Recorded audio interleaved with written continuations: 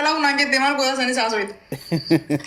Ni qullattee argaati illee narra hiisaa baala qorratte yaadu Muudii akkamitti sirra qabadhaan siin jeebaraan nama sirra nama muudii sirra ambar namni haasawaa yaa hunda muuduma saabar an akkumatti na haasawaa hin beektu wallahi muudiin qabannee dhufu. Illee asirratti akkana jechuun ni qabda maaki inni hedduu qullattee jechuun ni qabda. Abshir anas beekame. Wallahi Sanirrallee sin beekaani beekame. Deem daawwitiin iflaale kamiin jettaan sila kaaf asirratti tokko ati. kanatti muradha jeetin jechuun wallahi qoy mee fidee dhufa umseena qoy fidee dhufu Afaan hin tottolini usamma dubbii Maal dhabee. fidee niin godha daree akka keetii kanatti wallahi godhachuun dandeessu akka biyya kanatti. niin danda'a Hin dandeessu wallahi. wallahi Garuu ati illee akkana godhachuu maala haadha faatiin jala sargii wayiituun jirtu abibti eenyu nyaattanii mana garuu deemtan injiraan Waa hundeef dandeenya dhufnetti yaadeen taa'u jira kophee guyyaa san uffadhu. sargii yoon godhachuu deemtan ummasheenanis asliinis hai maal habibti dudda walirra gara gallee ciisuun barbaannu anaaf inni wallaalu Museenaa itti minutiif akka dandeenya. waan sargii ispoonsara nu gootanii ispoonsara nu gooti Siif goonaree numatti himaa malee nuti sirritti sinii goona maan jamta maagi amma ani itti yaadetiin uffanni kun ka guyyaa maakii sargiiti kophee kun akkasi jee hunda kophaa deemee si garsiisuu hin danda'a kophaa kaa'een taa'u jira ammaan. nagarsiista sanboodoo Sargii goona gaa egas booda isin yaani nuti fi dandeenya homaa yaadina isinummaan wal fuudhaa malee sargii godhaa malee nuti dhiichisuu feena. silaa uffatallee akka isinii bunni yaadde Koi caalee akkan koi uffanni nurraayi uffanni kan keenya caammaan keenya nurraayi meekaappii nurraayi mobaayilii itti waramnu nurraayi kan taaskiin nurraayi bakka samoota isin caffartanii taphattanii galtan Farree magaalaa egaa guyyaa keessan bareechuu dhufnee jedhama. Manatti isin galchina. Sanbooda hurarra isin hin baanu khalaas. Garuu dhiichisuu feena.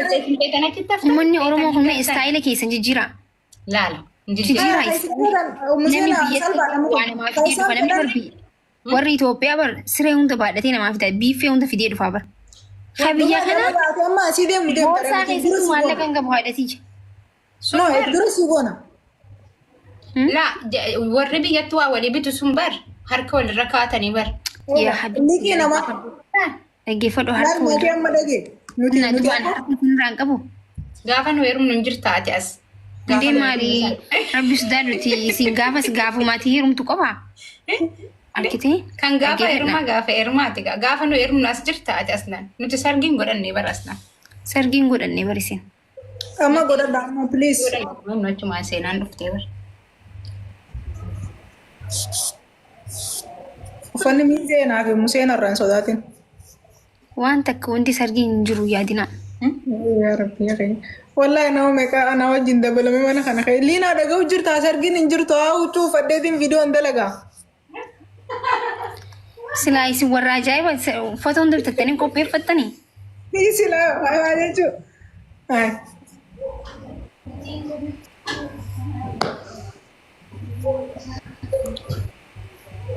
akkam dubaati caaltuyyee Egaa wallahi maakii. Amma akka dhugatti yoo mala garra.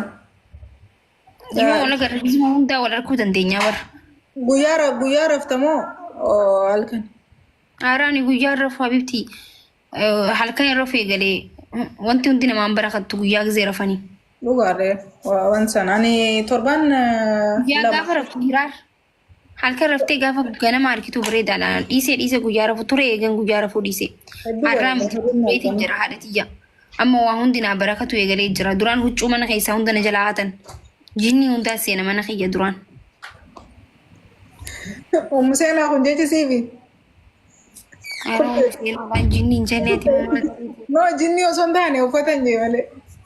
ara dhiisee ati ammas bahe abbee bahe itti ammas jimman nyaannatti haasoftii narraa dhiisi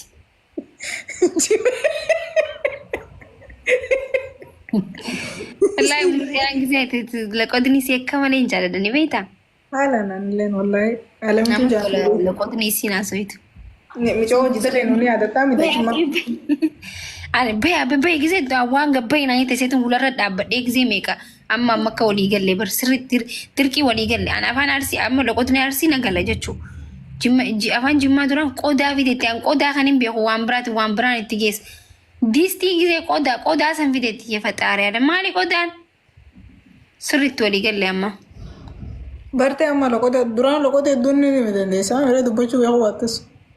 Noonin dhagaaniin hin beeka garuu xiqqoo isiin qodaa jedhamu kun hin beeku ture amma garuu biradheega. Amma bakka sirriitti aan amma ani loqodni fayyaa jijjiirame bara. Maalitti jijjiirame giftiti? Mee loqodni namni hundi gizee naanaaso loqodni kan kee jechuun loqoda harargee miti haasoo itoo na jalqoo loqoda maalee haasoo jiran. Ana afaan Oromoo akkanatti anama afaan Oromoo akkan haasoo jirutti hin beeka malee waa'ee loqoda irraan kaayyeen afaan Oromootiin haasoo jirutti hin beeka. Ati hoo? Loqonni akkama beektaa ala amma loqonni isaan jaansuun akkana galutti namni gariin naannoo amma masalaan ati Museenaa fa'aa ijoollee Arsii Aslii fa'aa hunda hojii jirtaami wajjin gizee jirtu osoo hin beekne haasawoon isaanii loqonni isaanii si fudhatta. Akkan gaafa naan achi jiru ni yaadata. Amma saayibboota hedduu gaaddisee waan hin ta'in ijoollee Arsii Wallaggaa kana saayibboonni keessi galee keessaaf ijoollee Arsiiti. Na gizee isaanii waliin haasooyitee isaanii hojii turte. Namni gariin ammoo akkama beektaa kalaqoduma bakka saniitu dubbachuu hin dandeenye kanama sanis bira hin jirre kanaannoo san bira keessa hin jirre jechuudha. Fakkeessuuf cinqama. Amma ijoolleen Harargee dilli irra hin turte. Wallaahi fakkeessuudhaaf nama hedduun beekaa akkana godhatanii wallaahi wabillahi wanta akka jechuun an bakka akka nama tokkotti afaan Oromootiin haasa'u jiraadha bakka jechuun loqoda fedhu Boorana haasa'u fedhu Arsii haasa'us fedhu Baalee haasa'us nam tokko walii gallaan afaan Oromoo taanaan wanta nama aarsu hin jiru wanta nama gaafatamus hin jiru akkasumatti nu badhaan. Ati akkam jetta? No akkasuma garuu fakkeessuuf dhaaluutu adda adda malee akka itti dubbattu akka ammaatti itti ibsitu kanatti normaal kun afaan loqonni bakka fedheetu dandeessee haasoo inaan bareedadha garuu osoo hin dandeenyewu fakkeessu sana waan anillee balaaleffatu. Osoo normaalii kan kee bareechitee dubbachuu dandeessu kan beekne sani fakkeessu. Yaa galee amma osoo hin beekin beekaa osoo beektu fakkeessuudhaaf dirqamtu. Waa isa sani amma Anama yoo jallistee haasooyitellee yookaan loqoda Harargee qulqulluu dubbachuu dadhabdee namoota wajjin jirtuutu murteessaadha. Ani ijoollee wajjin ture yaadatu yoo shawaa fi alamitu hin beektu warra hojii dalagu ture san. Yeroo san bar giifti ammallee giiftiidhaan jaaran loqoda keessatti dee soo nama wajjin gizee jirtu nama wajjin jirtu sanii wajjin osoo hin beekne walitti wanti si jala yeroo dheeraa waliin turtan walitti si jala laata.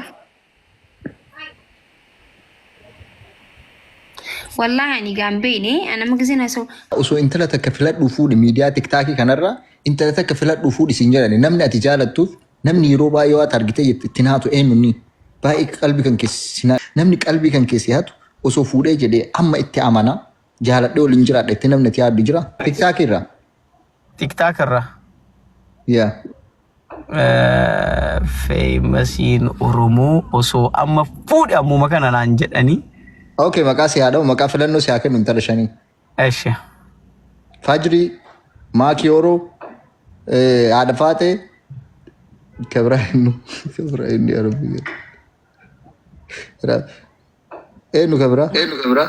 Haliimaan tuntami. Okay, intala sadii keessaa iyyuu dhiisu.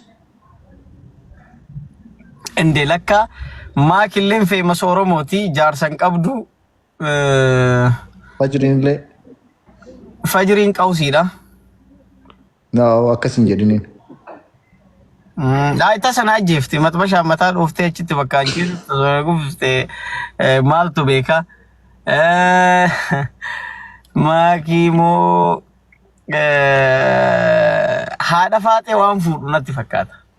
Faatee I am young.